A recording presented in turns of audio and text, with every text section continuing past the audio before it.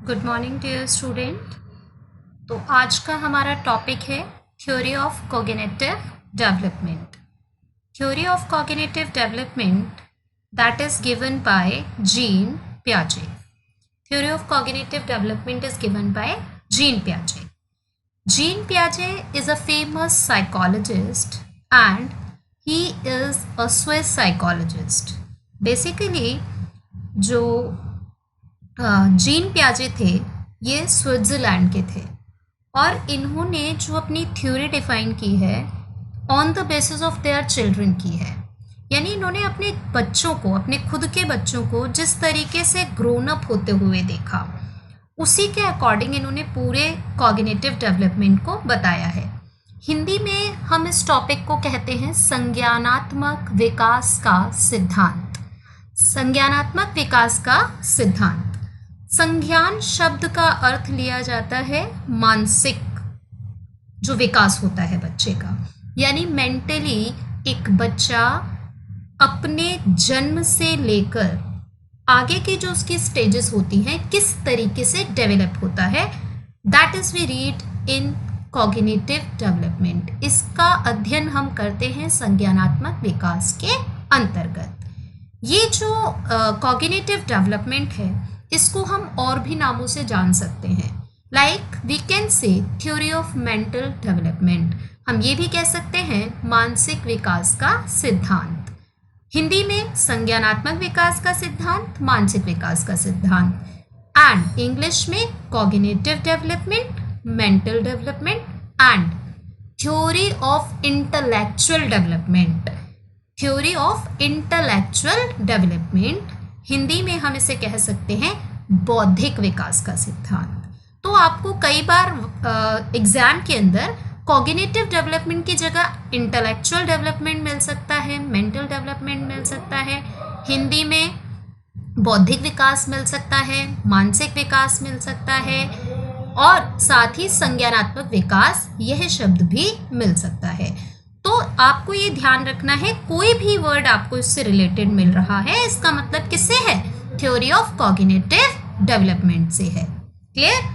दूसरी चीज, theory of cognitive development जो जीन पियाजे के द्वारा दी गई है इसके अंतर्गत हमने किस चीज का अध्ययन करना है कि एक जो बच्चा है वो किस तरीके से मानसिक रूप से विकसित होता है during the all life span of the child. यानी पूरे जीवन काल के दौरान किस किस तरीके के परिवर्तन एक बच्चे के विकास में हमें दिखाई पड़ते हैं.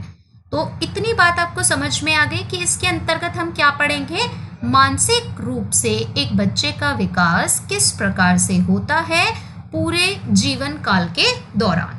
चलिए बढ़ते हैं अपनी नेक्स्ट स्लाइड की तरफ. एक एक वर्ड, एक एक लाइन बहुत इंपॉर्टेंट है, बहुत शॉर्ट नोट्स हैं ये और इससे बाहर आपका कोई भी क्वेश्चन नहीं आएगा. इससे बियॉन्ड कोई भी क्वेश्चन आज तक सीटेट के एग्जाम में नहीं आया है और आगे भी नहीं आएगा.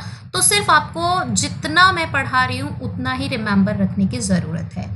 कुछ चीज़ें और मैं आपको बताना चाहूँगी जो जीन पियाजे थे उनके बारे में. पहली चीज़, he is a Swiss psychologist because he belongs to Switzerland. Second thing is he is known as father of child psychology. यानी इनको बाल मनोविज्ञान का पिता भी कहा जाता है. He is a as you can see लिखा हुआ है he is a Swiss psychologist यानी ये स्विट्जरलैंड के मनोवैज्ञानिक थे. Third, second thing is he is a biologist यानी वो एक जीव वैज्ञानिक थे. नेक्स्ट है फादर ऑफ चाइल्ड साइकोलॉजी, बाल मनोविज्ञान के जनक माने जाते हैं. Fourth thing is that father of epistemology. ये क्वेश्चन आया था बेटा डीएसएसबी के एग्जाम में 2014 में क्वेश्चन पूछा गया था कि who is known as father of epistemology. ज्ञान मीमांसा या तत्व मीमांसा कहते हैं, जिसके अंतर्गत ये देखा जाता है कि एक बच्चे का डेवलपमेंट किस प्रकार से हो रहा है. That is known as epistemology. It's a branch of philosophy. Okay. Next है he is known as father of personal constructivism. यानी इन्हें व्यक्तिगत संरचनावाद का जनक भी कहा जाता है। व्यक्तिगत संरचनावाद का मतलब ये है यहाँ पे कि जीन पियाजे, आप इसकी पूरी थ्योरी को जब पढ़ेंगे तो ये देखेंगे कि जीन पियाजे जो हैं वो हर जगह ये बात कहते हैं कि child learn all the things by their own, यानी बच्चा जितनी भी चीजें सीखता है अपने जीवन काल के दौरान, उसमें किसी दूसरे का रोल इतना इम्पॉर्टेंट नहीं होता जितनी कि उसकी खुद की मैच्योरिटी इम्पॉर्टेंट होती है, जितना कि उसका खुद का इन्वॉल्वमेंट इम्पॉर्टेंट होता है। क्लियर? चलिए, तो आई थिंक यहाँ तक सारी चीजें समझ में आ गई होंगी। एक बार हम रिकैप्चुलाइज करते हैं इतनी चीजों को, then we will start next topic. Okay, first thing is he is a Swiss psychologist. Second thing, he is a biologist. He is father of child psychology, father of epistemology, father of personal constructivism. Jean पियाजे का जो योगदान है मनोविज्ञान के क्षेत्र में वो बहुत ही महत्वपूर्ण है, और इससे रिलेटेड आपके एग्जाम में मिनिमम 2 to 3 क्वेश्चंस 100% आते हैं, तो it's a very important topic for you. Okay, चलिए नेक्स्ट आगे हम देखते हैं features of cognitive development. Features of cognitive development, Hindi में हम इसे कहेंगे संज्ञानात्मक विकास की विशेषताएं। तो सबसे पहली चीज, ये क्वेश्चन आपका 2012 में आया था, जो पहला पॉइंट लिखा हुआ है, इस पॉइंट को आप जब पढ़ेंगे तो थोड़ा सा कॉन्ट्राडिक्ट है ये पॉइंट, बिकॉज हम जनरली जो पढ़ते हैं उस थ्योरी से थोड़ा अलग है ये। तो क्यों अलग है और क्या क्वेश्चन आया था, that I will tell you. Okay, according to the Jean पियाजे development is not a continuous process, यानी जीन पियाजे ये मानते हैं कि विकास एक सतत प्रक्रिया नहीं है। अकॉर्डिंग टू जीन पियाजे development is not a continuous process. लेकिन जब हम थ्योरी ऑफ डेवलपमेंट पढ़ते हैं, जब हम एक बच्चे के फिजिकल डेवलपमेंट की बात करते हैं, तो जब हमने ये टॉपिक पढ़ा था ग्रोथ एंड डेवलपमेंट, तब हमने पढ़ा था development is a continuous process, but Jean पियाजे says that development is not a continuous process. तो बोथ पॉइंट्स आर कॉन्ट्राडिक्ट, यानी दोनों ही जो पॉइंट हैं वो एक दूसरे के विपरीत हैं। तो कैसे इसको जस्टिफाई किया है जीन पियाजे ने, और क्यों वो ये कह रहे हैं कि it's not a continuous process, तो समझते हैं इस बात को। देखिए 2016 में आया हुआ है ये क्वेश्चन, ठीक है। पेज नंबर आपको नहीं, सक्सेस मंत्रा की बुक अगर आपके पास होगी तो उसके पेज नंबर 117 पे क्वेश्चन दिया हुआ है। क्वेश्चन नंबर 1 है और पेपर 2 के अंदर आया हुआ है। You can see that question in that book. 2016 में आया है ये, 2016 के पेपर 2 में आया है, पेज नंबर 117 पर है ये क्वेश्चन, एंड क्वेश्चन नंबर 1, ठीक है। क्या था क्वेश्चन? पियाजे के अनुसार विकास एक सतत प्रक्रिया नहीं है। क्वेश्चन में 4 ऑप्शन दिए हुए थे और पूछा था कि विच statement is correct about the theory of cognitive development, यानी निम्न में से कौन सा कथन सही है जीन पियाजे के सिद्धांत के बारे में। तो according to him development is not a continuous process. क्यों ऐसा वो कहते हैं वो समझ लीजिए। देखो, इन्होंने कहा है कि जब बच्चा छोटा होता है तो डेवलपमेंट कम होता है, जैसे जैसे एक बच्चे की ग्रोथ बढ़ती है वैसे वैसे उसका डेवलपमेंट फास्ट होता है। बट आप अगर देखेंगे तो जब बच्चा छोटा होता है तो डेवलपमेंट फास्ट होता है, जैसे जैसे हम बड़े होते जाते हैं डेवलपमेंट स्लो होता है। लेकिन जो जीन पियाजे ने ग्राफ बताया, क्वेश्चन इसका ग्राफ से रिलेटेड भी आया था, 4 ग्राफ्स बने हुए थे और पूछा था कि कौन सा ग्राफ जो है वो अकॉर्डिंग टू जीन पियाजे डेवलपमेंट को लेकर ठीक है। तो ये बात समझ में आ गई, पॉइंट आपको क्लियर हो गया कि जीन पियाजे मानते हैं कि डेवलपमेंट एक कॉन्टिन्यूअस प्रोसेस नहीं है।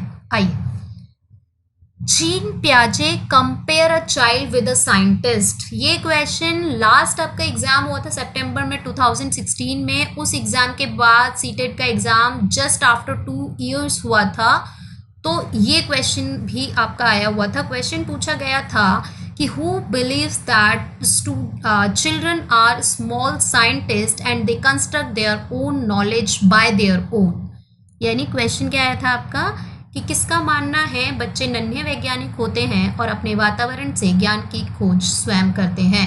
तो ऑप्शन में 4 दिए थे आपको, स्किनर दिया हुआ था, जीन पियाजे दिया हुआ था, थॉर्नडाइक दिया हुआ था और वाइगॉट्स्की दिया हुआ था। तो करेक्ट आंसर इज जीन पियाजे। आप इस टॉपिक को पढ़ने के बाद एक बार कोई भी पेपर उठा लीजिएगा सीटेट का, एक भी क्वेश्चन आपको इन पॉइंट से बाहर नहीं मिलेगा। चलिए, तो सेकंड पॉइंट क्लियर है। जीन पियाजे compare a child with a scientist. क्यों करते हैं वो एक बच्चे को साइंटिस्ट से कंपेयर, वो समझ लीजिए। वो कहते हैं कि जैसे एक साइंटिस्ट जो होता है उसको उसके इन्वेंशन के बारे में कोई नहीं बताता है, वो क्या करता है अपने नेचर को ऑब्जर्व करता है, अपने आसपास की चीज़ों को ऑब्जर्व करता है and then a person invent something new.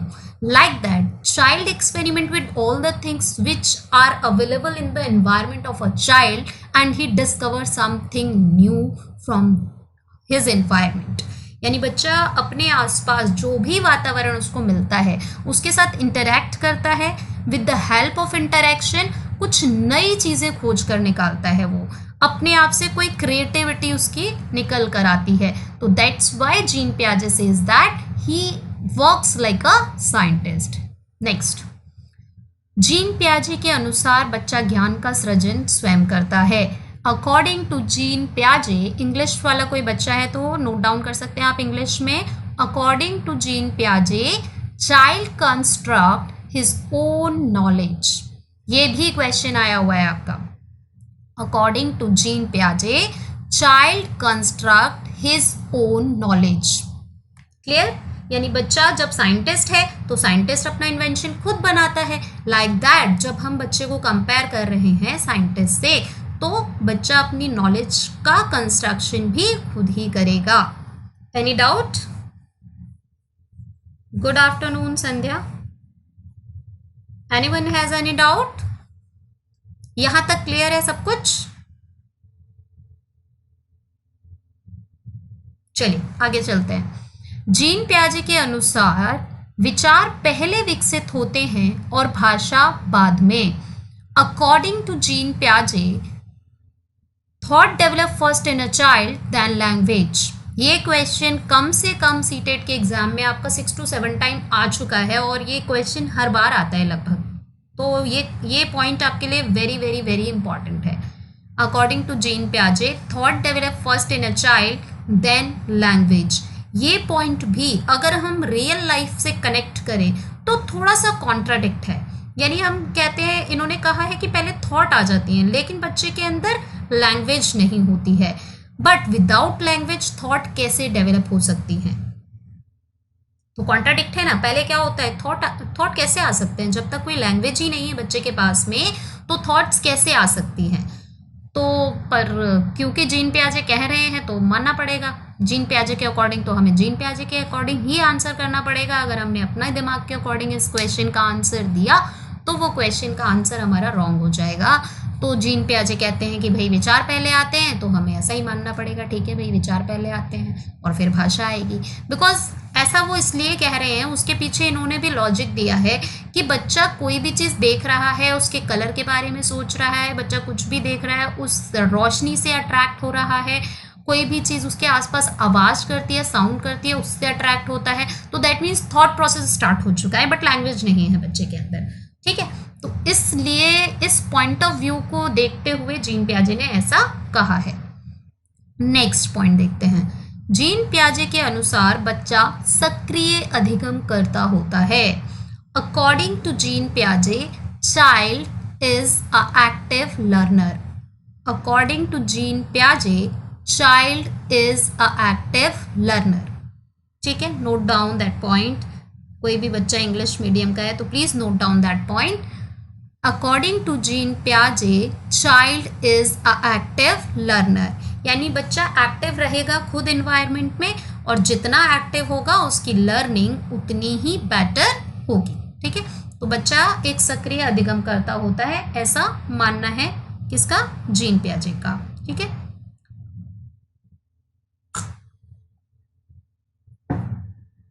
आगे देखते हैं।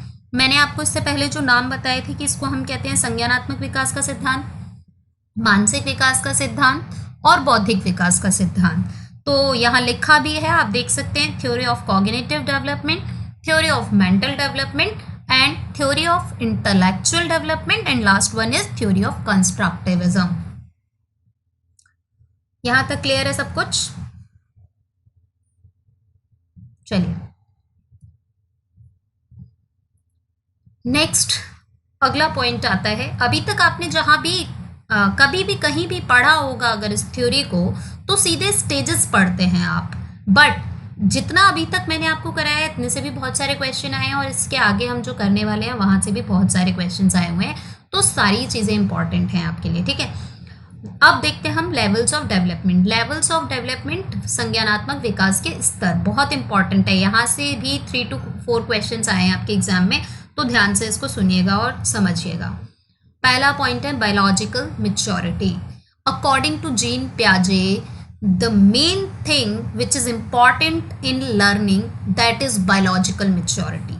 यानी जीन पियाजे मानते हैं कि सबसे ज़्यादा महत्वपूर्ण बच्चे के सीखने में कुछ भी होता है तो दैट इज बायोलॉजिकल मैच्योरिटी, जैविक परिपक्वता। बायोलॉजिकल मैच्योरिटी से मतलब होता है ऐसे डेवलपमेंट, ऐसे परिवर्तन जो एक बच्चे के अंदर अपने आप आते हैं, जिसके लिए हमें कुछ करना नहीं पड़ता, यानी जो चेंजेस इनबॉर्न होते हैं एक बच्चे के अंदर, यानी जो चेंजेस जन्मजात होते हैं। क्लियर? तो biological maturity is very very very important to learn something. यानी एक बच्चा है, अगर एक बच्चा मान लीजिए 6 to 7 मंथ का है, तो क्या आप उसको चला सकते हैं? क्या वो बच्चा चल सकता है? चल सकता है क्या वो बच्चा? 6 to 7 मंथ के बच्चे को चला सकते हैं आप पैदल? नहीं चलेगा। क्यों नहीं चलेगा? बिकॉज उसके जो फीट हैं उसमें इतनी पार, इतनी मैच्योरिटी नहीं होती है कि वो उसकी पूरी बॉडी के वेट को वहन कर सके। तो इसलिए ये माना जाता है कि एक बच्चा जब तक किसी कार्य को करने के लिए शारीरिक रूप से परिपक्व नहीं होगा, बायोलॉजिकली मैच्योर नहीं होगा, तब तक वो किसी काम को नहीं कर सकता। जैसे आपने देखा होगा कुछ ऐसे टॉयज होते हैं जिनके बटन को प्रेस करके उनको चलाना होता है, तो जो बहुत छोटा बच्चा होता है उसकी फिंगर जो होती है, 4 फिंगर जो होती है, उसमें इतनी पार नहीं होती कि बच्चा उस बटन को प्रेस कर सके, नहीं कर पाता है बहुत छोटा बच्चा। लेकिन जैसे जैसे वो बड़ा होता है वैसे वैसे वो उसकी 4 फिंगर्स में पार आना शुरू होती है, वो उस बटन को प्रेस करना सीख जाता है। तो उसने कब सीखा वो काम करना? जब वो बायोलॉजिकली मैच्योर हुआ उस काम को करने के लिए। तो इन दैट वे जीन पियाजे सेज दैट अभी आ रहा है आपका आंसर। तो इन दैट वे जीन पियाजे वांट टू से दैट कि when a child become biologically mature to do something then he will do that. तब बच्चा क्या करेगा? उस काम को करना शुरू कर देगा। जैसे आपने देखा होगा स्विचेस होते हैं ऑन ऑफ करने वाले, जो स्विचेस होते हैं जिससे हम फैन चलाते हैं या लाइट जलाते हैं, तो बच्चा उसको देख के प्रेस करने की कोशिश करता है, अपना हाथ रखता है वहां पे, लेकिन उसको प्रेस नहीं कर पाता। हम उसके फिंगर के ऊपर अपनी फिंगर रख के उसको प्रेस करते हैं। तो क्यों नहीं कर पा रहा है बच्चा? क्योंकि वो उस काम को करने के लिए बायोलॉजिकली मैच्योर नहीं है। तो आई थॉट फर्स्ट पॉइंट आपको क्लियर हो गया होगा, बायोलॉजिकल मैच्योरिटी क्यों इंपॉर्टेंट होती है एक बच्चे के लिए। सेकंड पॉइंट देखते हैं, interaction with physical environment. Second point is interaction with physical environment, यानी भौतिक वातावरण के साथ अंतः क्रिया। भौतिक वातावरण, फिजिकल का मतलब यहाँ पे है कि हमारे इन्वायरमेंट में उपलब्ध जितनी भी नॉन लिविंग थिंग्स हैं, जितनी भी वस्तुएं एक बच्चे के आसपास होती हैं, बच्चा उन चीज़ों के साथ में इंटरेक्ट करता है और उन चीज़ों को ऑपरेट करना सीखता है। कोई भी चीज़ बच्चे के आसपास है तो उन चीज़ों को लेके वो क्या करता है? ऑपरेट करना सीखता है। कैसे? फॉर एग्जाम्पल ये देखिए, जैसे एक बच्चा है, आज हर घर में पाया जाने वाला एक यंत्र होता है। यंत्र समझते हैं ना? वो यंत्र एंड्रॉयड जो यंत्र होता है, उस यंत्र को चलाना आजकल हर बच्चा सीख जाता है। हर बच्चे को ये समझ में आता है ना कि कैसे इसको ऑपरेट किया जाता है।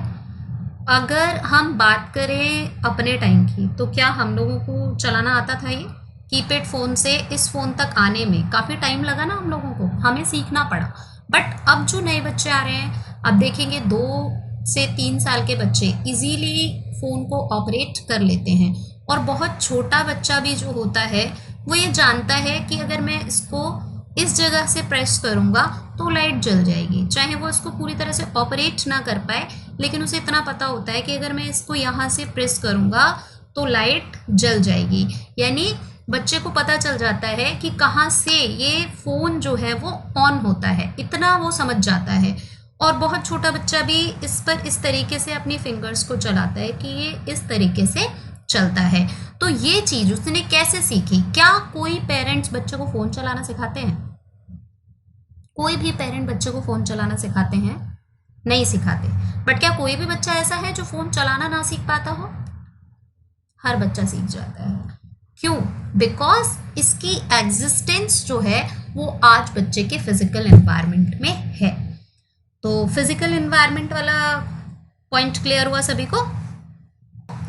फिजिकल एनवायरनमेंट का मतलब है जो चीज़ें उसके एनवायरनमेंट में एग्जिस्ट करती हैं, जो चीज़ें उसके एनवायरनमेंट में हैं, उन चीज़ों की नॉलेज उसके अंदर अपने आप आ जाती है। जैसे बच्चे को टीवी के रिमोट से, चाहे वो टीवी को ऑपरेट ना कर पाए, पर उसे पता होता है कि हाँ इसको ऐसे कुछ करते हैं तो टीवी पे कुछ होता है। लाइक सिमिलरली एसी का रिमोट लेके वो एसी को चलाने की कोशिश करता है। तो ये सब चीज़ें उसको बताई नहीं गई हैं, उसने खुद सीखी हैं। किससे सीखी हैं? अपने फिजिकल एनवायरनमेंट की हेल्प से सीखी हैं।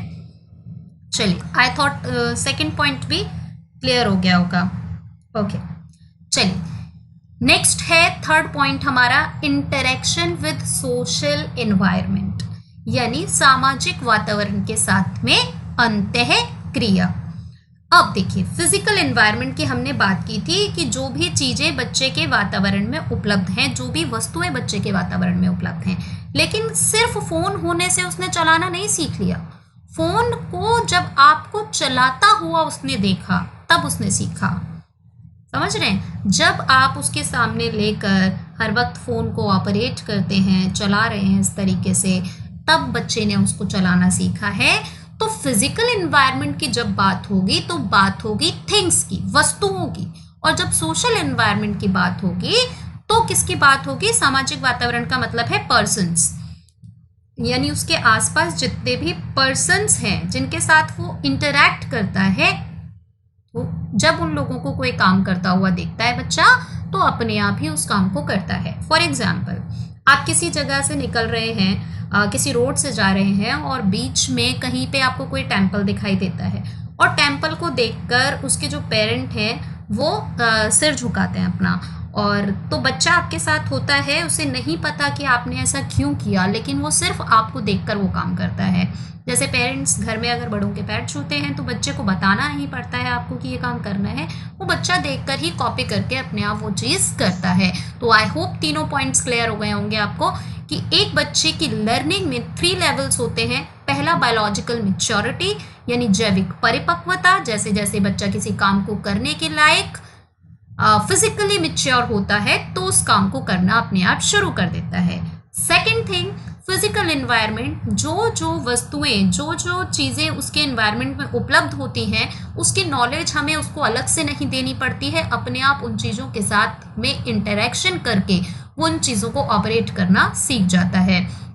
Third thing is interaction with social environment, यानी उसके आसपास जो पर्सन किसी चीज़ के साथ इंटरेक्ट कर रहे होते हैं, उन चीज़ों की नॉलेज बच्चे को देनी नहीं पड़ती है, बच्चा सीख जाता है।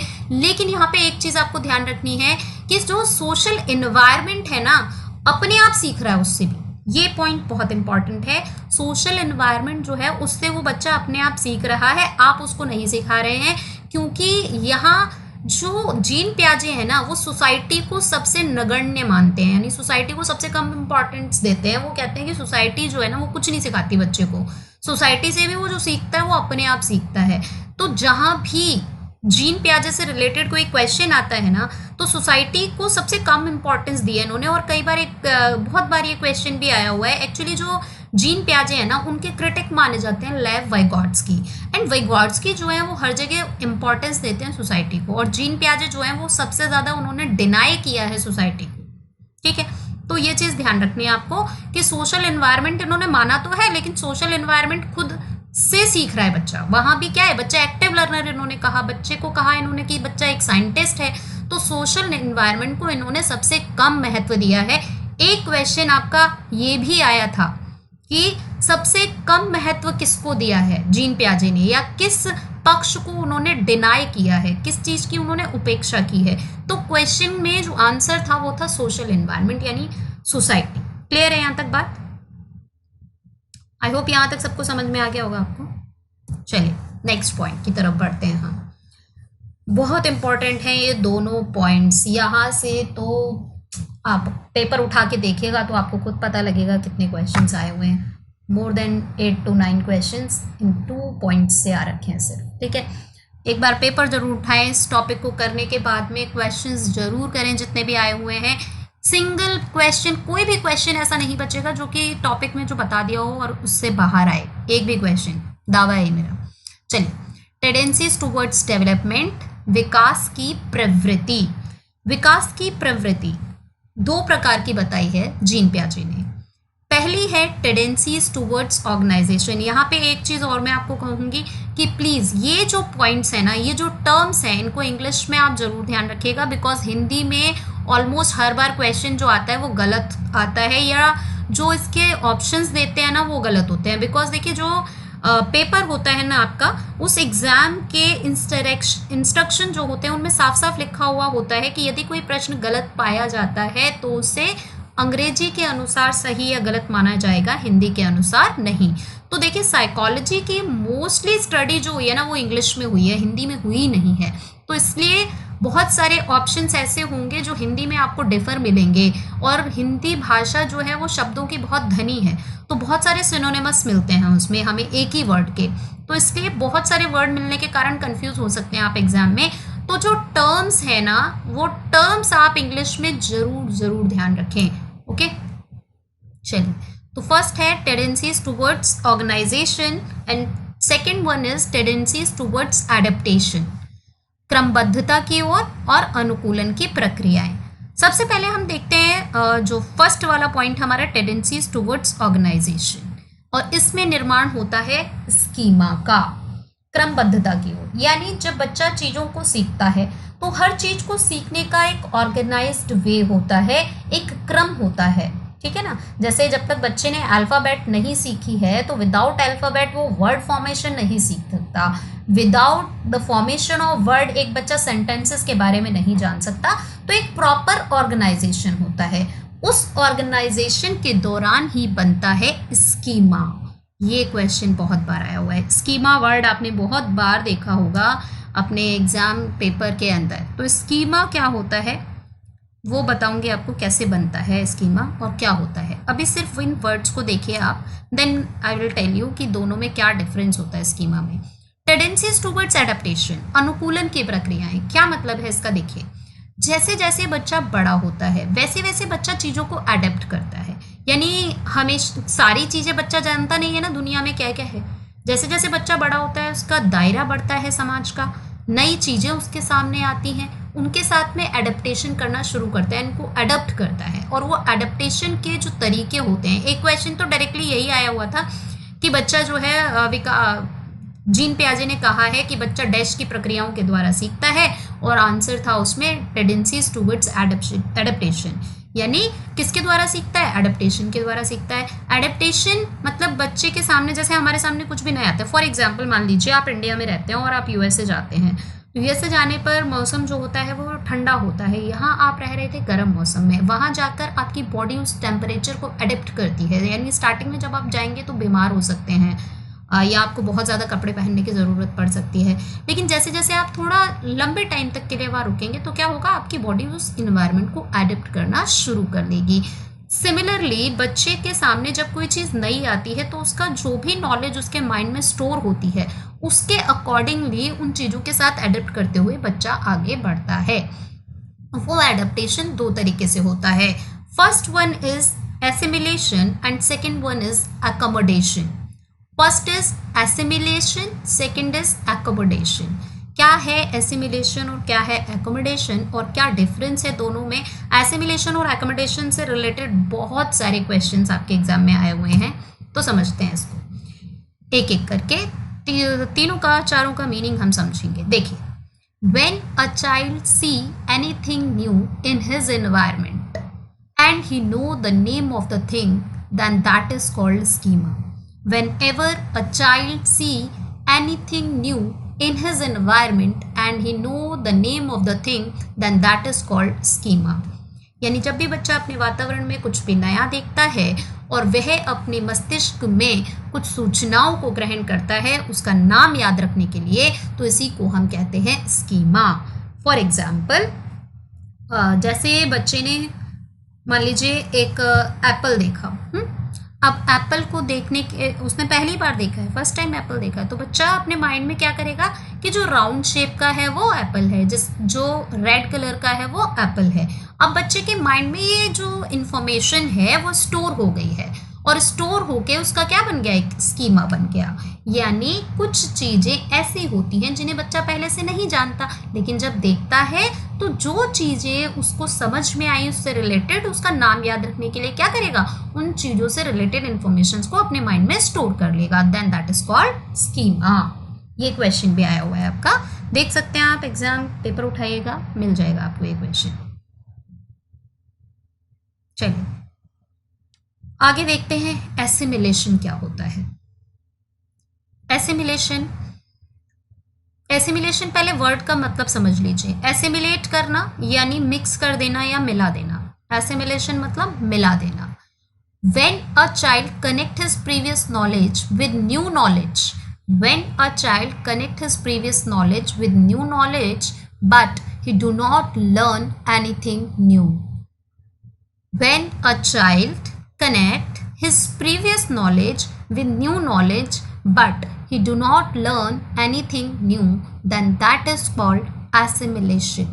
यानी जब भी बच्चा अपने वातावरण में कुछ भी नया देखकर अपने पूर्व ज्ञान को अपने नवीन ज्ञान से जोड़ता है लेकिन कुछ भी नया नहीं सीखता, यानी जो उसकी प्रीवियस नॉलेज है उसको कनेक्ट करेगा नई वाली के साथ में, एक ब्रिज का काम करेगी उसकी previous knowledge with new knowledge, but he do not learn anything new, then that is called assimilation. Like जैसे मैंने अभी आपको एग्जाम्पल बताया था एप्पल का, एक बच्चा जानता है कि एप्पल कैसा होता है। अब बच्चा एप्पल जानता है लेकिन वो टमाटो उसने कभी नहीं देखा। आप उसको लेकर जाते हैं अपने साथ घुमाने के लिए और रास्ते में वो एक ठेल देखता है जिसपे बहुत सारे टमाटोज सेल कर रहा है एक व्यक्ति, तो वो उन टमाटोज को देखते ही क्या बोलेगा, एप्पल। टमाटोज को देखते ही वो क्या बोलेगा, एप्पल। क्यों बोलेगा एप्पल? उसने अपने माइंड में कुछ इन्फॉर्मेशन स्टोर की हैं पहले से कि जो रेड कलर का है वो एप्पल है, जो राउंडेड शेप का है वो एप्पल है। अब जब उसने टोमेटो देखा दोनों चीज़ें मैच हो गई। मैच होने पर अब बच्चा क्या करेगा, क्या बोलेगा उसको, टमाटो। तो बच्चे ने क्या किया, अपनी प्रीवियस नॉलेज को नई नॉलेज के साथ मिक्स कर दिया। बट क्या कोई नई नॉलेज उसने बनाई, क्या कुछ नई नॉलेज क्रिएट हुई? नहीं हुई। समझ आई बात? एसिमिलेशन क्लियर हुआ? क्या था एसिमिलेशन?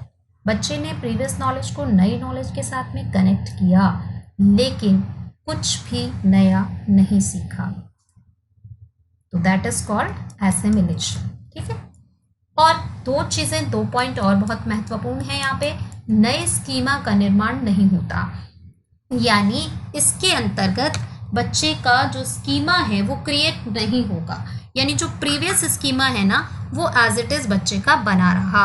जैसे आपने देखा कि उसने इससे पहले एप्पल देखा हुआ था, अभी जब उसने टमाटो देखा तो टमाटो को भी क्या बोला, एप्पल बोला, यानी नया स्कीमा नहीं बना ना। अगर वो टमाटो बोलता तो स्कीमा नया बनता। स्कीमा मतलब एक जो कॉन्सेप्ट उसको समझ में आ गया उसी को हम स्कीमा कहते हैं। अब पुराने स्कीमा में कोई परिवर्तन भी नहीं हुआ क्योंकि जो पहला स्कीमा था उसका वो क्या था, एकोमोडेशन एसिमिलेशन से कैसे डिफरेंट है वो समझते हैं।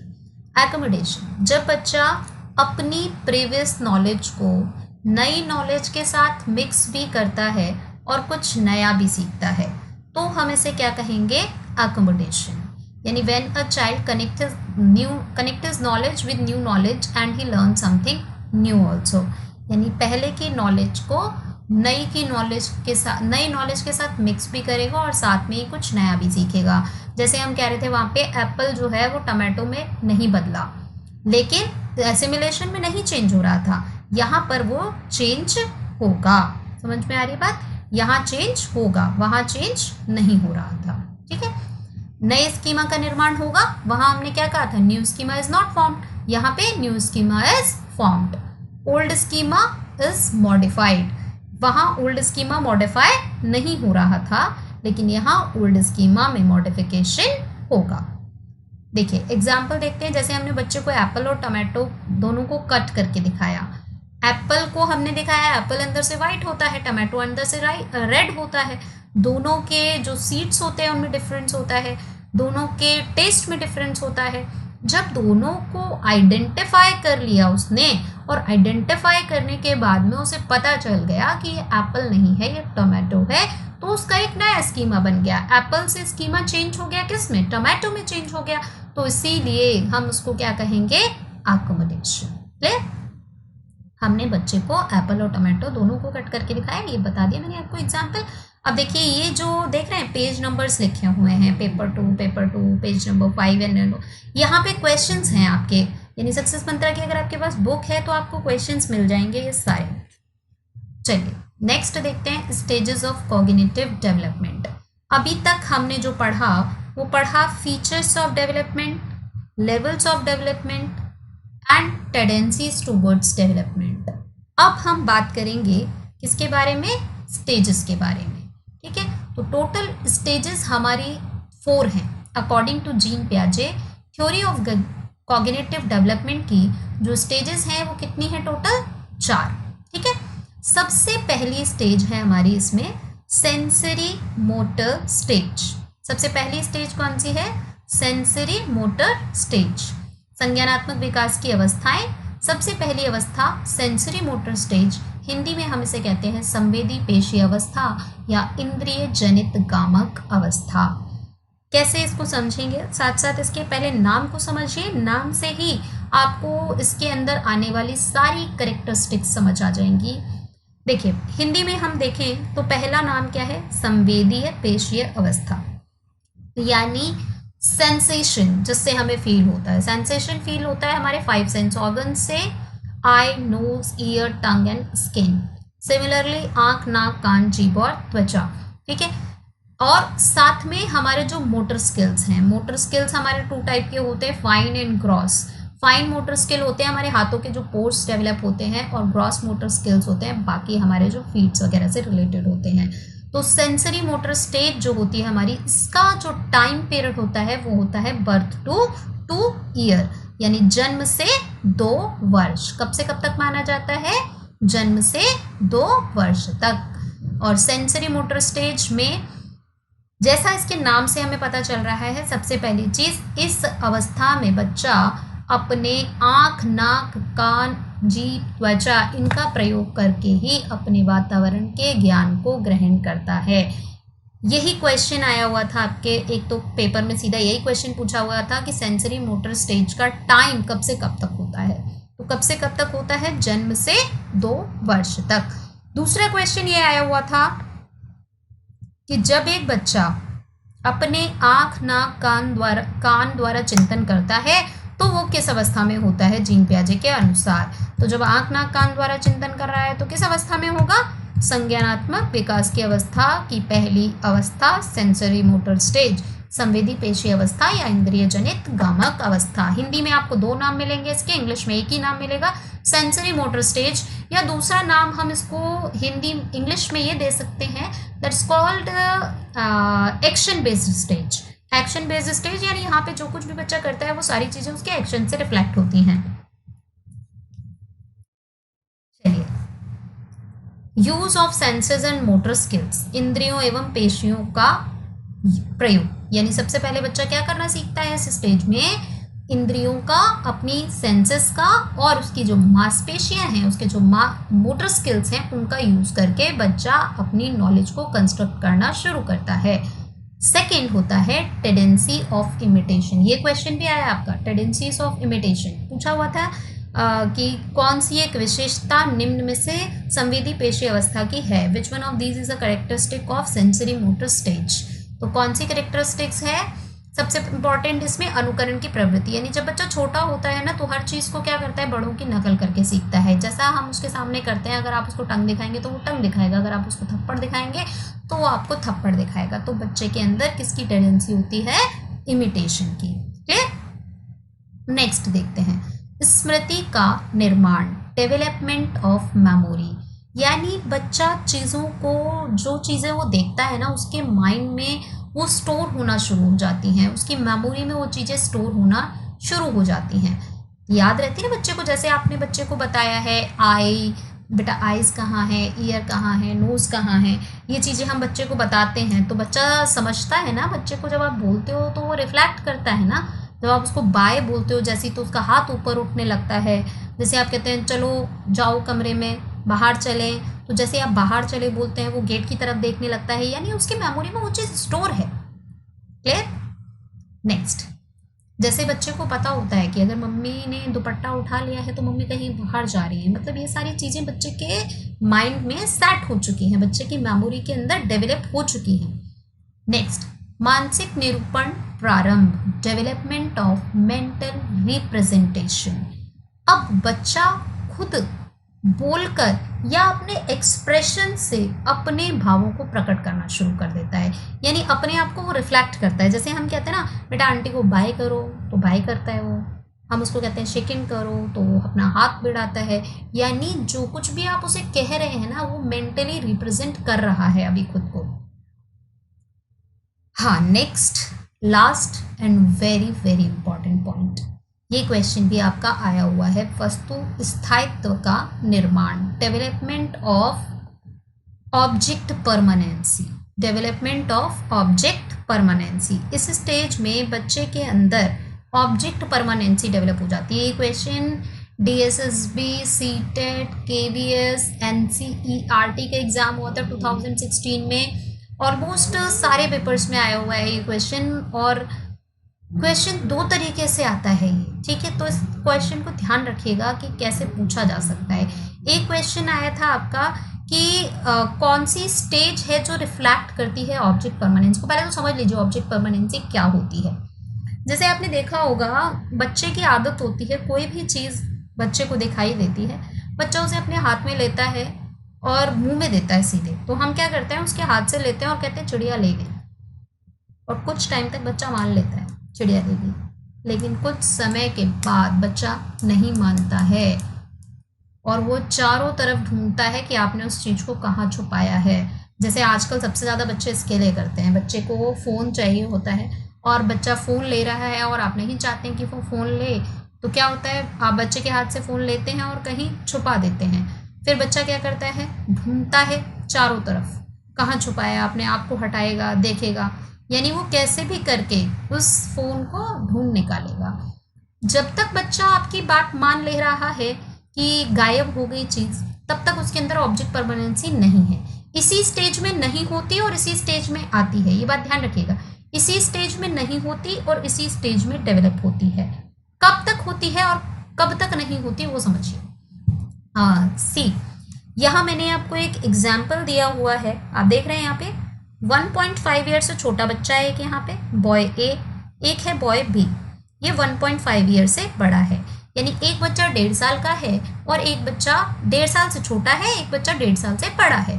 तो 1.5 साल से जो छोटा बच्चा होता है वो भी बॉल से खेल रहा है और जो बड़ा बच्चा है वो भी बॉल से खेल रहा है, दोनों बच्चे बॉल से खेल रहे हैं। बॉय ए जो है उसकी बॉल खो जाती है, बॉय बी की भी बॉल खो जाती है। तो बॉय ए बॉल के खोने पर रोने लगता है और बॉय बी बॉल के खोने पर बॉल को फाइंड आउट करता है।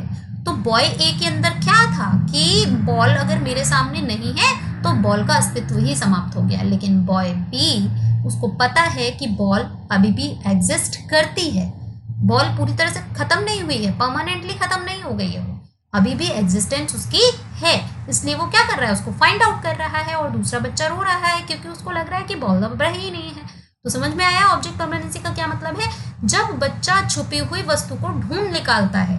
ये क्वेश्चन इस तरीके से आया था कि जब जीन पियाजे के अनुसार जब बच्चा किसी छुपी हुई वस्तु को ढूंढ निकालता है तो जीन पियाजे ने इसके लिए किस शब्द का प्रयोग किया है?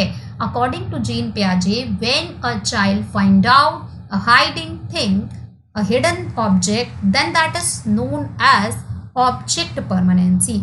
यहाँ देखिए पेपर 1 में और पेपर 2 में पेज नंबर 4 और 24 पे क्वेश्चन मिलेगा, 2 पे और 7 पे मिलेगा।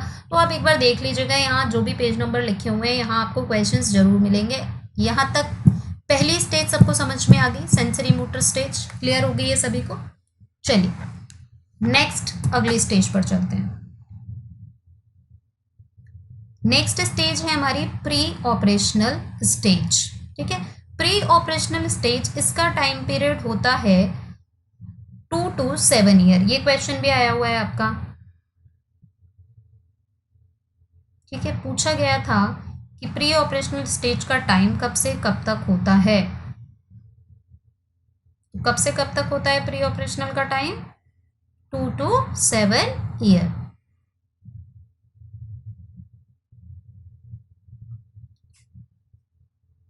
चलिए आगे देखते हैं। हाँ, सबसे पहला पॉइंट है यहाँ पे डेवलपमेंट ऑफ लैंग्वेज। अब आप ये कहेंगे कि भाई 2 साल तक का बच्चा भी तो भूलता है, लेकिन जीन पियाजे ने क्या कहा कि बच्चे में थॉट होती है लेकिन लैंग्वेज नहीं होती। तो अगर आपसे क्वेश्चन पूछा जाए कि अकॉर्डिंग टू जीन पियाजे बच्चे में लैंग्वेज डेवलपमेंट किस स्टेज में होता है, प्री ऑपरेशनल स्टेज में या सेंसरी मोटर स्टेज में, तो आपका आंसर क्या होगा? सेंसरी मोटर स्टेज या प्री ऑपरेशनल? आंसर होगा pre operational stage. Clear? Pre operational stage में बच्चे के जीन पियाजे के अकॉर्डिंग बच्चे में लैंग्वेज का डेवलपमेंट होना स्टार्ट हो जाता है। सेकंड पॉइंट है, सेकंड पॉइंट और वेरी वेरी इंपॉर्टेंट, ये भी क्वेश्चन कई बार आया हुआ है आपके पेपर में, 3 से 4 बार आया हुआ है। डेवलपमेंट ऑफ एनिमिज्म यानी जीववाद का विकास। डेवलपमेंट ऑफ एनिमिज्म, जीववाद का विकास। बच्चा इस स्टेज में, जीववाद क्या होता है वो समझ लीजिए। जैसे आपने देखा होगा एक छोटा बच्चा डॉल से खेलता है, तो जैसे हम बच्चे को ट्रीट करते हैं ना, सेम तरीके से बच्चा अपनी डॉल को ट्रीट करता है। बच्चा खेल रहा है और खेलते खेलते अगर फर्श पे गिर जाता है तो गिरने पर वो फर्श को पीटता है। देखिए आपने ये चीज़, यानी बच्चा हर नॉन लिविंग थिंग को लिविंग की तरह ट्रीट करता है। यानी जो चीज़ें निर्जीव हैं उसे भी कैसे ट्रीट करता है? सजीव की तरह। बच्चा ये सोचता है कि हर चीज़ में जान है। जैसे बच्चा किसी चीज़ से टकराया, उसको चोट लगी तो वो उस चीज़ को मारता है, उसे लगता है कि इसने मुझे चोट दी, मैंने इसको चोट दे दी। समझ रहे हो बात को? कि मतलब बच्चा क्या सोचता है कि जैसे इसके अंदर जान है वैसे मेरे अंदर भी जान है, जैसे मेरे अंदर सारी फीलिंग्स हैं वैसे उसमें भी हैं। That means a child can't differentiate between living and non living thing. यानी बच्चा सजीव और निर्जीव में अंतर नहीं कर पाता है। That is known as animism. ठीक है, डेवलपमेंट ऑफ एनिमिज्म। क्वेश्चन आया हुआ है ये भी कि बच्चे में किस अवस्था में जीववाद का विकास होता है। एनिमिज्म मतलब समझ गए हैं, जब बच्चा सजीव और निर्जीव में अंतर नहीं कर पा रहा है, कौन सी चीज सजीव है और कौन सी चीज निर्जीव है। Clear? Next, development of egocentrism. बहुत इंपॉर्टेंट है ये पॉइंट भी। क्या होता है ईगो सेंटरिज्म, समझिए। जब आप छोटे थे तो बताना मुझे आप लोग, हाँ रिप्लाई चाहिए मुझे इस वाले क्वेश्चन का आपसे। जब आप छोटे थे और घर पे कोई बताते हैं आपको, स्कूल से आए कि आज बेटा मामा जी आए थे, तो जैसे ही आप ये बात सुनते हैं कि मामा जी आए थे, आपका सबसे पहला क्वेश्चन अपने पेरेंट्स से क्या होता है? सबसे पहला क्वेश्चन आपका अपने पेरेंट्स से क्या होता है, बताइए please message me your answer. जब आपके घर पे कोई आता था और आपके पेरेंट्स बताते थे कि बेटा आज मामा जी आए थे, तो सबसे पहला क्वेश्चन आप अपने मम्मी पापा जो भी आपको बताता है ऐसा, उनसे क्या पूछते थे?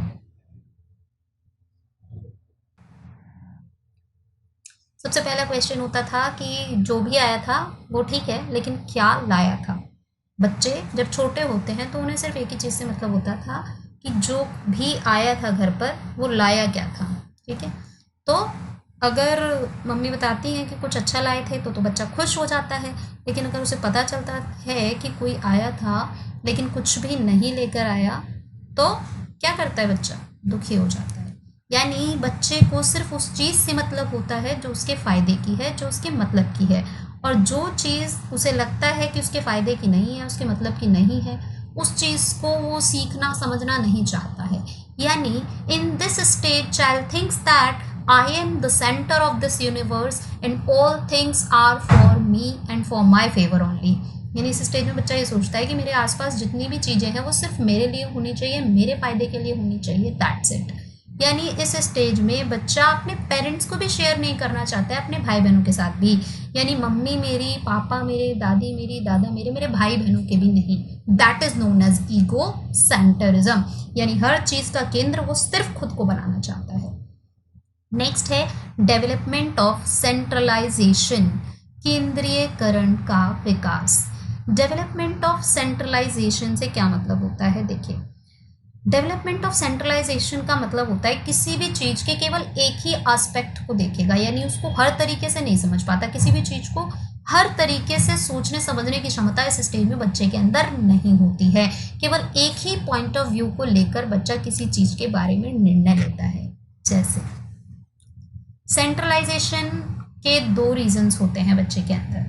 Centralisation just because of two reasons. यहाँ से क्वेश्चन बहुत बार आया हुआ है, आप लोग देख सकते हैं, ये पेपर 2 में पेज नंबर 84 पे मिलेगा आपको, क्वेश्चन नंबर 28 है। ठीक है, सक्सेस मंत्रा की जो बुक है उस बुक के अंदर ही आपको पेपर 2 में पेज नंबर 84 पर क्वेश्चन नंबर 28 है ये। ठीक है, इसके अलावा जो क्वेश्चंस हैं मैंने नीचे लिखे हुए हैं, देख लीजिए, paper 2 1 2 2 1 page number that question number this. ठीक है, तो एक बार जरूर देख लीजिएगा इन क्वेश्चंस को आप लोग, तो आपको पता चल जाएगा जो भी कुछ मैं बोल रही हूँ वो सही है, और सीटेट के ही पेपर्स हैं ये सारे। सबसे पहली चीज़ है रिवर्स एबिलिटी। बच्चे के अंदर रिवर्स करने की एबिलिटी नहीं होती है, यानी a child have lack of reverse ability, lack of conservation. दोनों वर्ड्स का मतलब समझ लीजिए, ना तो बच्चे के अंदर पलटने का गुण होता है, ना ही बच्चे के अंदर एबिलिटी ऑफ कंजर्वेशन होती है। मतलब समझिए कैसे, जैसे कि अगर हमने बच्चे को बताया कि आपके स्कूल से लेकर घर तक की दूरी 10 किलोमीटर है, और बच्चे से हम पूछते हैं तो बताओ स्कूल से घर तक की दूरी कितनी होगी, तो बच्चा नहीं बता पाता है। जैसे हमने उसको कहा कि घर से लेकर स्कूल तक की दूरी 10 किलोमीटर है, और सेम क्वेश्चन उससे पूछा जाता है तो बताओ घर से लेकर स्कूल तक की दूरी कितनी होगी, तो बच्चा रिवर्स नहीं कर पाता उस वैल्यू को। जैसे अगर बच्चे को सिंपल काउंटिंग आती है, 1 to 100 वो काउंटिंग लिख लेता है, तो क्या बच्चा 100 to 1 भी लिख लेता है? नहीं। और एक बहुत बड़ा एग्जाम्पल ले लो, कभी अगर आपने बच्चों को ट्यूशन पढ़ाया हो तो आपने देखा होगा कि आप बच्चे को जैसे देते हो आफ्टर, जैसे आपने पूछा कि 18 के बाद क्या आएगा, फिलअप दे दिया, तो 18 के बाद 19 वो लिख देता है, लेकिन आप लिख दीजिए 19 और डैश डाल दीजिए पहले और पूछिए 19 से पहले क्या आता है, तो इसका आंसर बच्चा नहीं दे पाता है मोस्टली। जब बच्चा छोटा होता है तब की बात हम कर रहे हैं, जब तक उसको रिवर्स काउंटिंग नहीं आती है तो बच्चा आफ्टर तो कर लेता है, लेकिन बिफोर में प्रॉब्लम आती है उसको। होता है ऐसा, आफ्टर और बिफोर, बिफोर को भी आप आफ्टर की तरह कराते हैं, कहते हैं बेटा 10 से शुरू हो जा, 10 11 12 13 14 15 16 17 18 पे आता है वो बच्चा, फिर कहते हैं बस रुक जाओ, उसके बाद 19 बोलता है, हम कहते हैं 19 से पहले क्या बोला था, 18, लाइक दैट हम उसको क्वेश्चंस कराते हैं वो। लेकिन जब तक बच्चा खुद से रिवर्स काउंटिंग नहीं करेगा तब तक उन क्वेश्चंस में बार बार बच्चा गलती करता रहता है। तो समझ में आई रिवर्स एबिलिटी क्या होती है? A child did not have reverse ability. किसी चीज को सीधे सीधे तो समझ लेगा, लेकिन उसको रिवर्स करके वो नहीं समझ पाता है। Second point is conservation. Conservation क्या होता है वो देखिए, आप बच्चे के सामने एक टब रख दीजिए जो 7 लीटर का है, और एक उसके सामने बाल्टी रख दीजिए जो 5 लीटर की है। बाल्टी लंबी होनी चाहिए और टब जो है वो चौड़ा होगा, और हम बच्चे से पूछें कि बताओ किसमें पानी ज़्यादा है, तो बच्चा किस में पानी ज़्यादा बताएगा? बाल्टी के अंदर। होती है ये चीज़ बच्चे के अंदर। मतलब बच्चा ये नहीं समझता है कि दोनों में या दोनों ही 7 लीटर के हैं मान लीजिए, तब भी बच्चा बाल्टी को बड़ा बताएगा। तो समझ रहे हैं, किसी चीज को बच्चा देखता है उसके शेप के अकॉर्डिंग बड़ा या छोटा बताता है, उसकी रियल क्वांटिटी के अकॉर्डिंग नहीं। समझ रहे हो? कंजर्वेशन का मतलब समझ रहे हैं आप? कंजर्वेशन का मतलब है कि किसी भी चीज को बड़ा या छोटा उसकी शेप के अकॉर्डिंग बताएगा, उसकी रियल क्वांटिटी के अकॉर्डिंग नहीं। फॉर एग्जाम्पल यहाँ से एक क्वेश्चन आया था आपका, और वो क्वेश्चन आया था आपका 2012 के पेपर में। क्वेश्चन सुनिएगा जरा ध्यान से, ठीक है। एक टीचर के हाथ में 2 ग्लासों में जूस है। दोनों ग्लासों में जूस बराबर मात्रा में भरा हुआ है।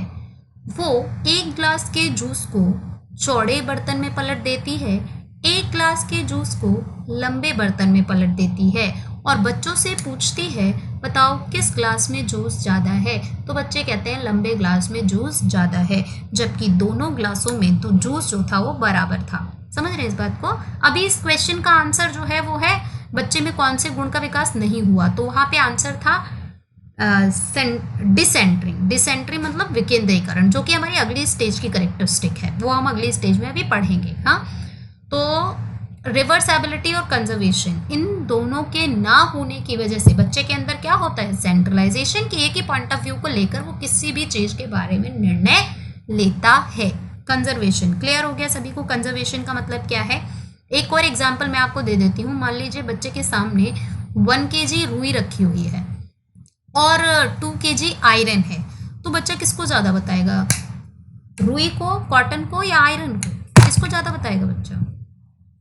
कॉटन को, है ना। कॉटन जो है वो बहुत सारी जगह में आएगी, थोड़ी सी 1 kg कॉटन, लेकिन आयरन जो है वो छोटी सी जगह में आएगा, तो इसलिए बच्चा किसको ज़्यादा बताएगा? कॉटन को। समझ गए कंजर्वेशन क्या होता है? चलिए, नेक्स्ट इज कॉन्सेप्ट फॉर्मेशन। इस स्टेज में बच्चे के जो कॉन्सेप्ट फॉर्म होते हैं वो करेक्ट नहीं होते हैं, ठीक नहीं होते हैं, गलत होते हैं। जैसे बच्चा ये सोचता है कि every male is mother, every female is father, यानी बच्चा सोचता है हर महिला जो है वो पिता है और हर महिला जो है वो माँ है और हर पुरुष जो है वो पिता है। तो ये भी कॉन्सेप्ट बच्चे का गलत होता है, यानी all males are father and all females are mother.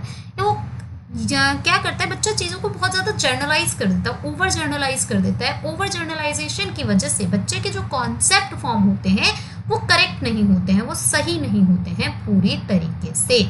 एक बार इस स्टेज की कैरेक्टरिस्टिक्स को हम दोबारा से समझते हैं।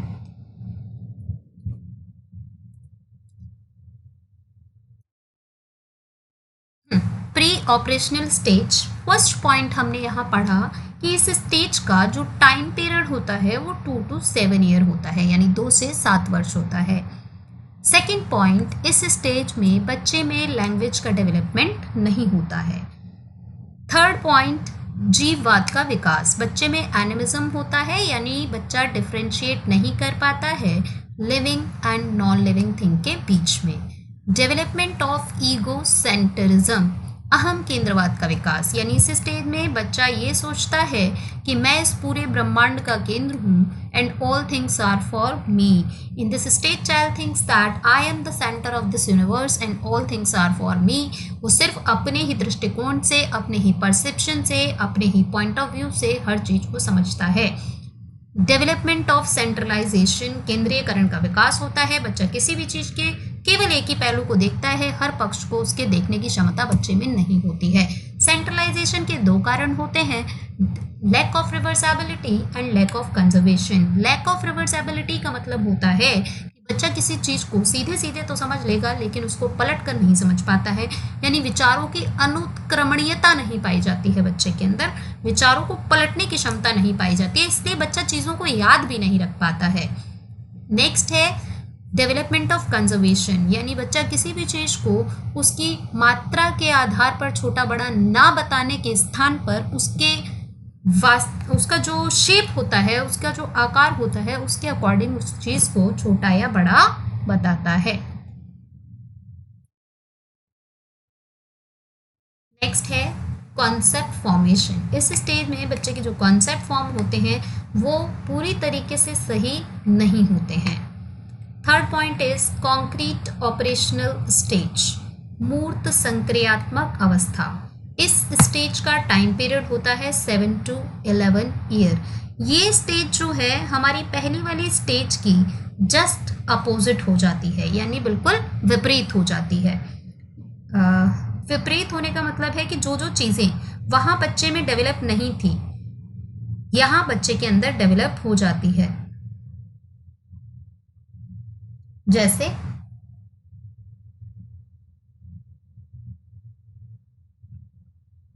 एक बार बता दीजिए, यहाँ तक सब क्लियर है? देन मैं अगली स्टेज को कंटिन्यू करूँ।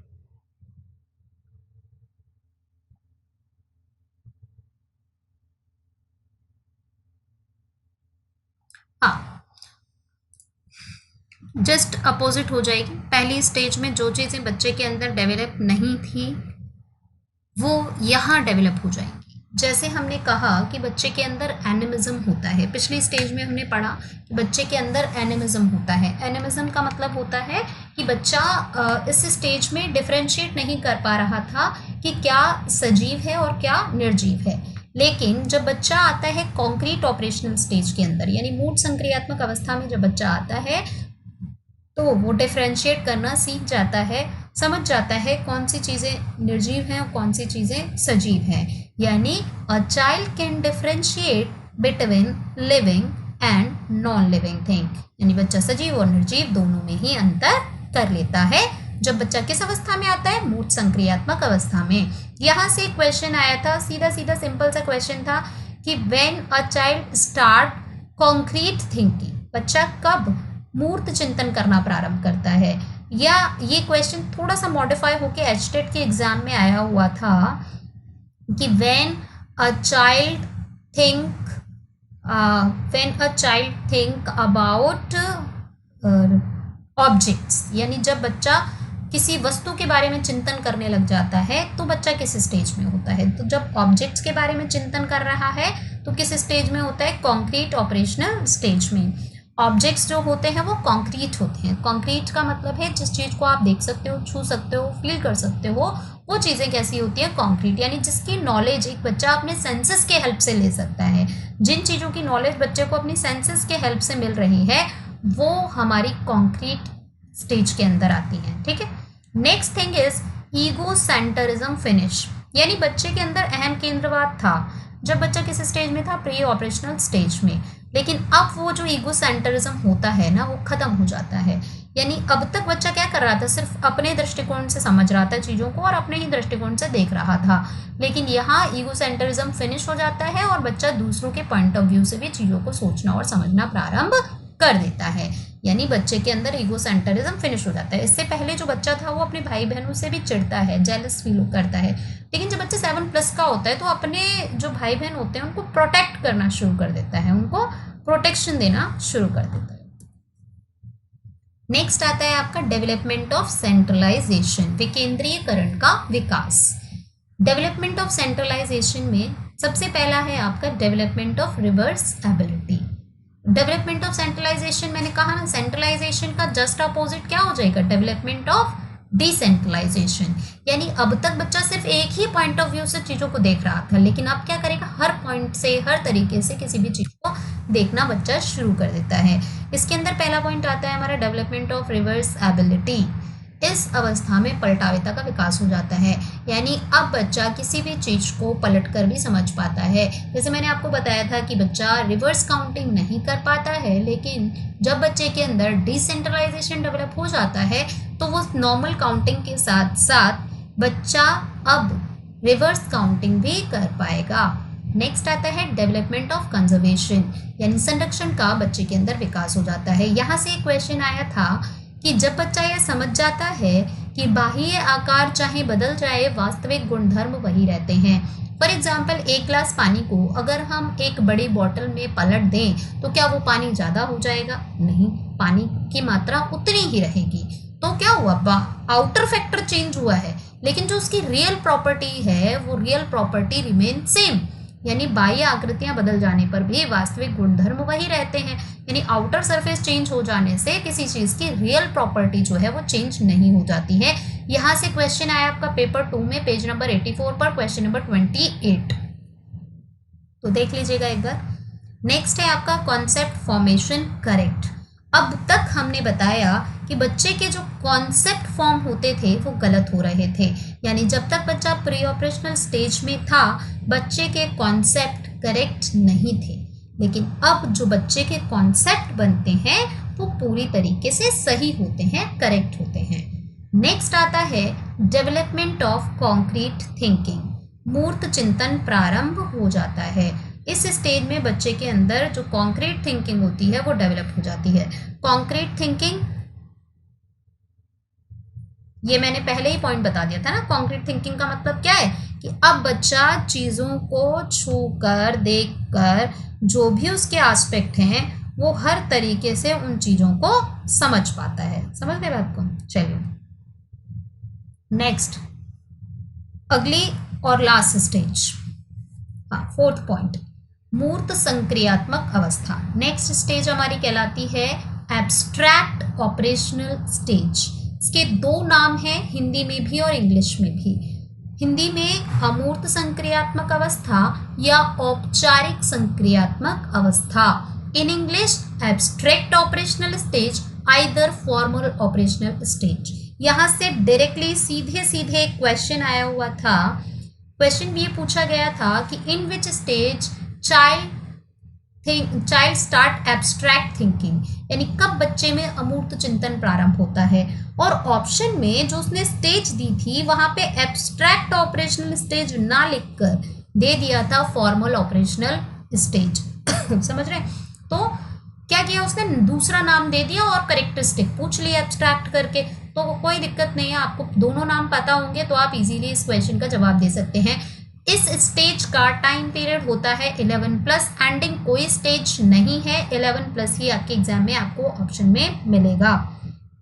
चलिए तो देखते हैं पहला पॉइंट इसका, एब्स्ट्रैक्ट थिंकिंग। एब्स्ट्रैक्ट थिंकिंग का मतलब है जो चीजें सिर्फ थिंकिंग पर बेस्ड होती है, रीजनिंग पर बेस्ड होती है, नॉलेज पर बेस्ड होती है, उन चीजों की अंडरस्टैंडिंग भी बच्चे के अंदर आने लग जाती है।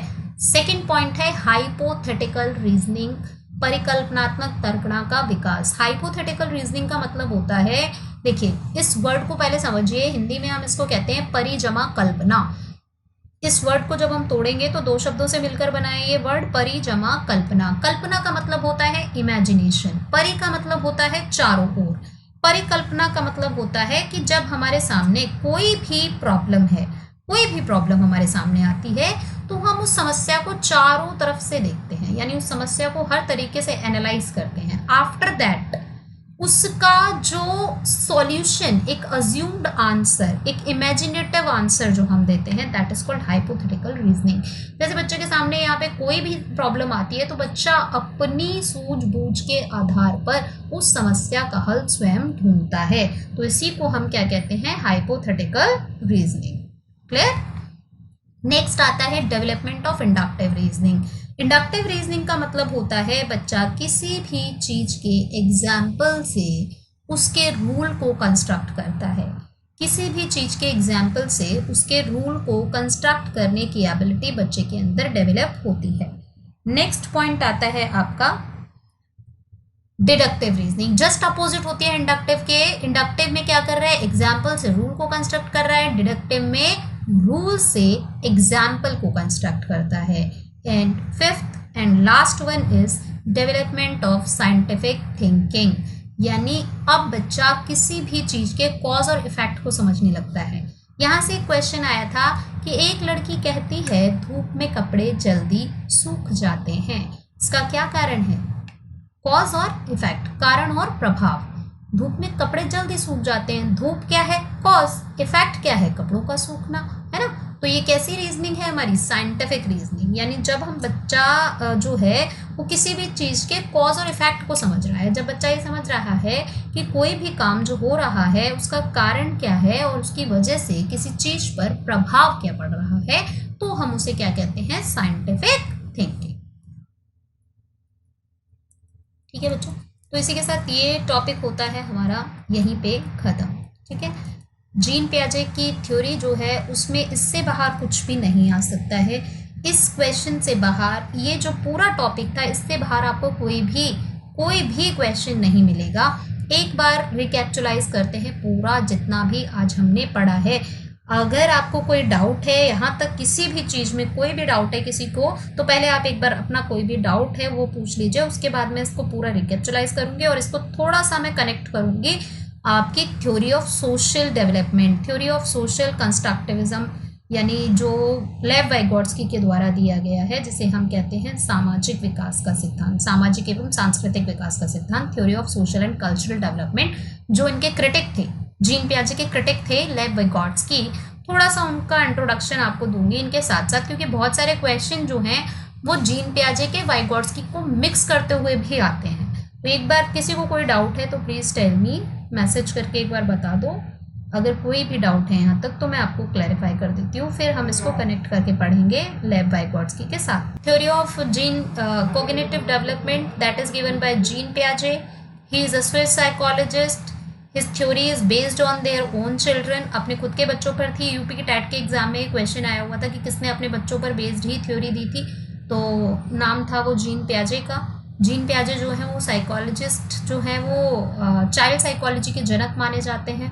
उनको फादर कहा जाता है, father of child psychology. He is also known as father of personal constructivism, व्यक्तिगत संरचनावाद के जनक माने जाते हैं। जीन पियाजे जो है वो कहते हैं कि बच्चे के सीखने में सबसे ज़्यादा इम्पॉर्टेंस जो होती है वो होती है बायोलॉजिकल मैच्योरिटी की। उसके बाद सेकंड चीज़ आती है interaction with physical environment. Third thing is that interaction with social environment, यानी बच्चा जैसे जैसे मैच्योर होता है उसके वातावरण में जो चीज़ें वो देखता है, जिन लोगों के साथ वो इंटरेक्ट करता है, उससे बच्चे की नॉलेज जो है वो कंस्ट्रक्ट होना शुरू होती है। सेकेंड थिंग जो बताई थी आपको, वो बताई थी टेंडेंसीज टूवर्ड्स डेवलपमेंट, यानी विकास की प्रवृत्ति। विकास की प्रवृत्ति हमने बताई दो तरीके की, tendencies towards organisation and tendencies towards adaptation. Tendencies towards organisation के अंदर हमने एक पॉइंट पढ़ा था स्कीमा। स्कीमा के बारे में मैंने आपको बताया था कि when a child see anything new in his environment and he know the name of the thing then that is called schema. यानी जब भी बच्चा अपने वातावरण में कोई नई चीज देखता है और उस बच्चे को उस वस्तु का, उस चीज का नाम पता चलता है, तो उसे हम क्या कहते हैं, स्कीमा। इसके बाद मैंने आपको बताया था एसिमिलेशन। एसिमिलेशन क्या होता है, when a child connect his previous knowledge with new knowledge but he do not learn anything new, यानी जब बच्चा अपने पूर्व ज्ञान को नवीन ज्ञान के साथ जोड़ता है लेकिन कुछ भी नया नहीं सीखता, तो उसे कहा जाता है एसिमिलेशन। जैसे स्कीमा में मैंने बताया आपको, एप्पल बच्चे को पता है, एप्पल का जो इन्फॉर्मेशन है वो अपने माइंड में उसने स्टोर किया हुआ है, लेकिन जब एसिमिलेशन करता है तो क्या करता है, दूसरी चीज के साथ में उसको मिला देता है अपनी नॉलेज को, लेकिन कुछ भी नई नॉलेज उसकी कंस्ट्रक्ट नहीं होती है। ऐसे ही एकोमोडेशन में क्या होता है, प्रीवियस नॉलेज को नई नॉलेज के साथ में मिक्स भी करता है और कुछ नया भी सीखता है।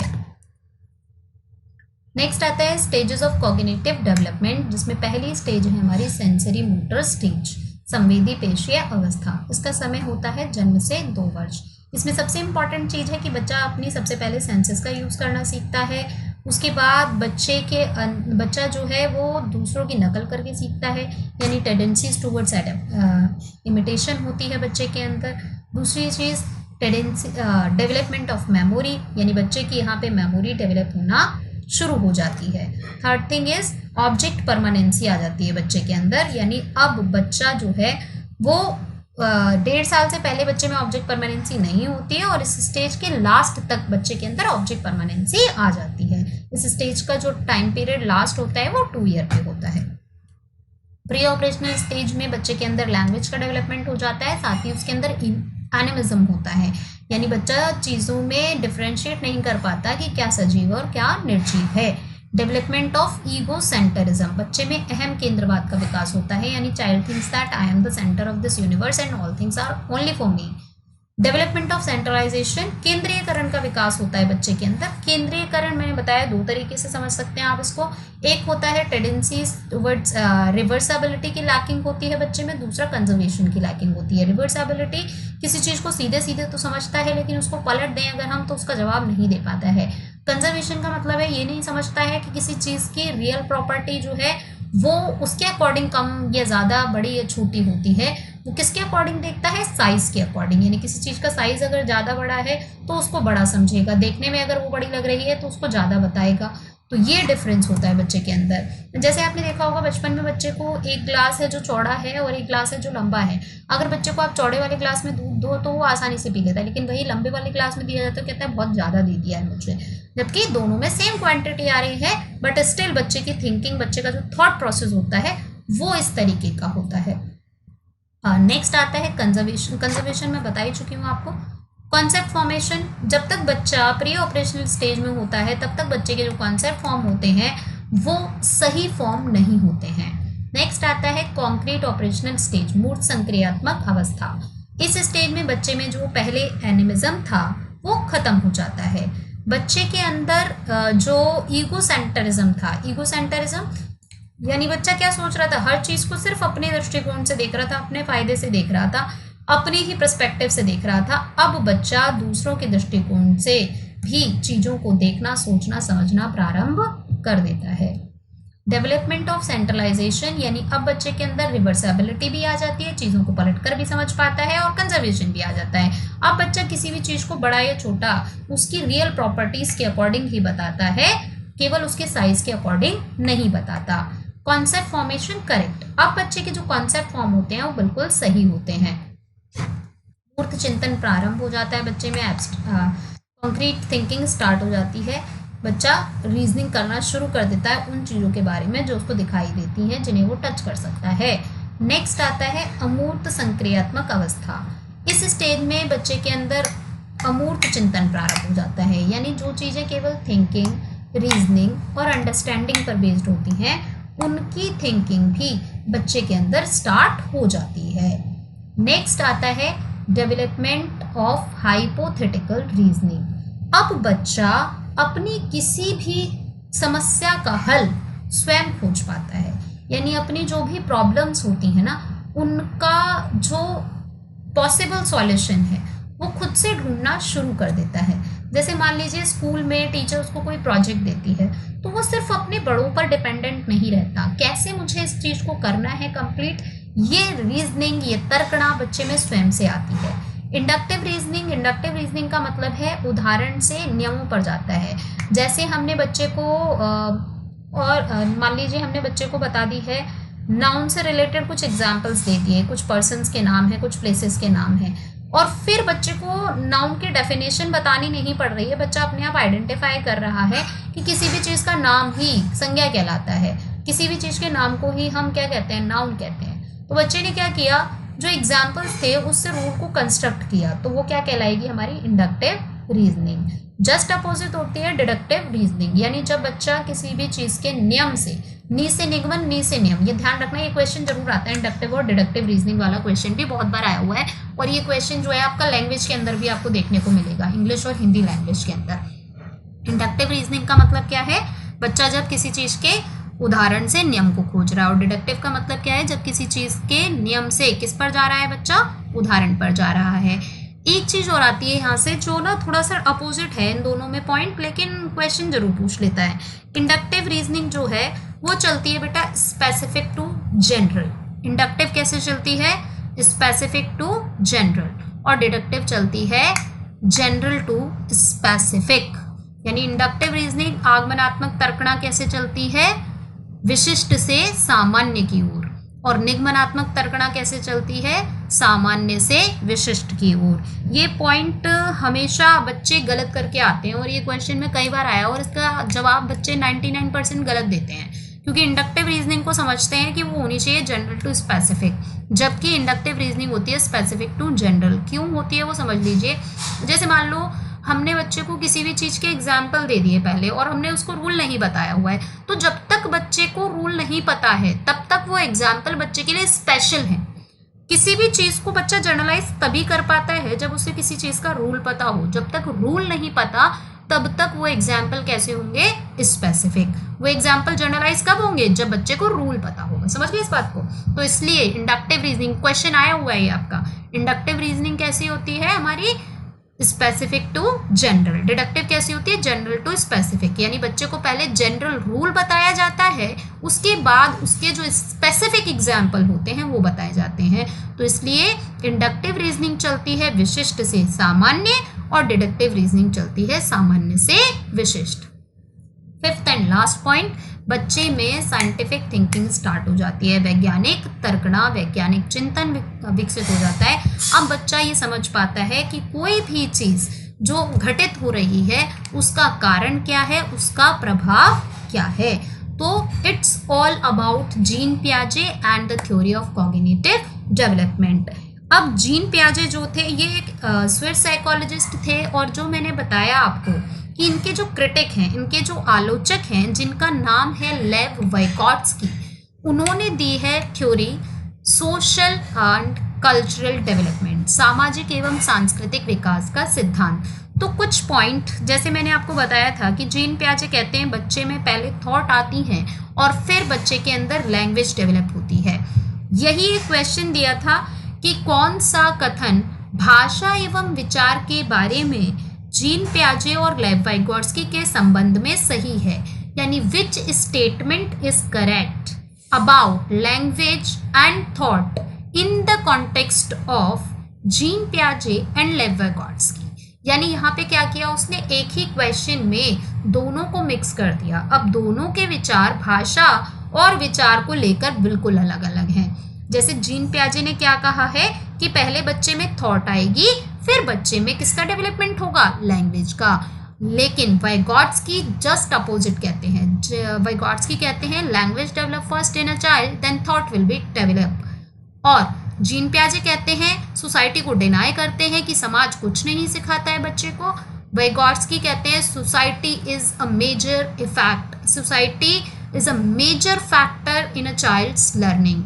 जबकि ये क्या कहते हैं, पियाजे क्या कहते हैं कि सबसे ज़्यादा इंपॉर्टेंस किसकी है, बायोलॉजिकल मैच्योरिटी की।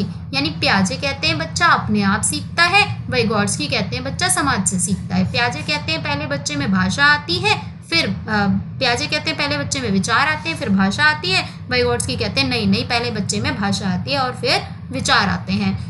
तो इसलिए दोनों की जो थ्योरी है ना, उसमें बहुत सारी चीज़ें ऐसी हैं जो बिल्कुल अपोजिट है। तो जीन पियाजे के बिल्कुल अपोजिट थ्योरी है वाइगॉट्स्की की।